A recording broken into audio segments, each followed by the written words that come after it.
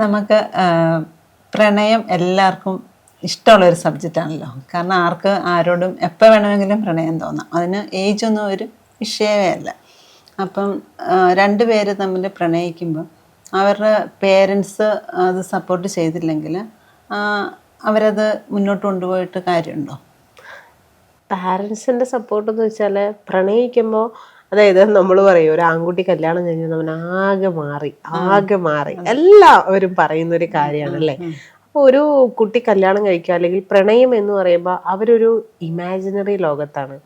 അവരുടെ ബോഡിയിൽ ഉണ്ടാക്കുന്ന ഓരോ ഹോർമോൺസ് ആയിക്കൊള്ളട്ടെ, അവരുടെ ബോഡിയുടെ ഒരു നാച്ചുറൽ ഇതെല്ലാം മൊത്തത്തിൽ മാറും. കാരണം അവർ ഹാപ്പിനെസ്സിൽ മുഴുകിയാണ് ജീവിക്കുന്നത്. അവർ റിയാലിറ്റിയിലേക്ക് വരാനായിട്ട് ഒത്തിരി ടൈം എടുക്കും.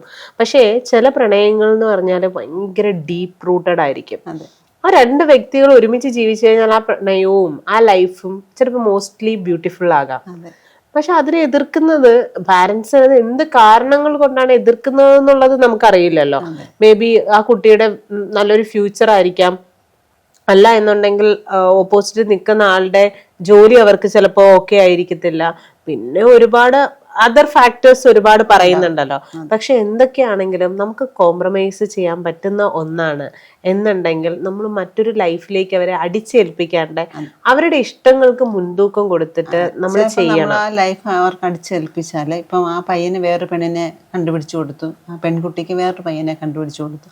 ശരിക്കും അവരുടെ ലൈഫ് ഒരിക്കലും കംപ്ലീറ്റ് ആവണമെന്നില്ല. ഡീപ്പ് ലവ് ആണെങ്കിൽ ചിലപ്പം അത് രണ്ട് വ്യക്തികൾക്കും, ആ ആണിനും പെണ്ണിനും, അതായത് അവർ തമ്മിലുള്ള ഒരു സെക്ഷൽ റിലേഷൻഷിപ്പ് പോലും ഈ ഫസ്റ്റ് പാർട്ട്ണറിനെ ആയിരിക്കും അവർ ആ ഓരോ മൊമെന്റിലും അവരുടെ മൈൻഡിൽ ഓർക്കുന്നത്.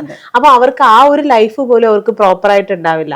എപ്പോഴും അവരുടെ ജീവിതത്തിൽ എന്തൊക്കെ നേടിയാലും എവിടെയൊക്കെയോ ഒരു നഷ്ട പ്രണയത്തിന്റെ വേദന അവരുടെ മനസ്സിലുണ്ടാകും.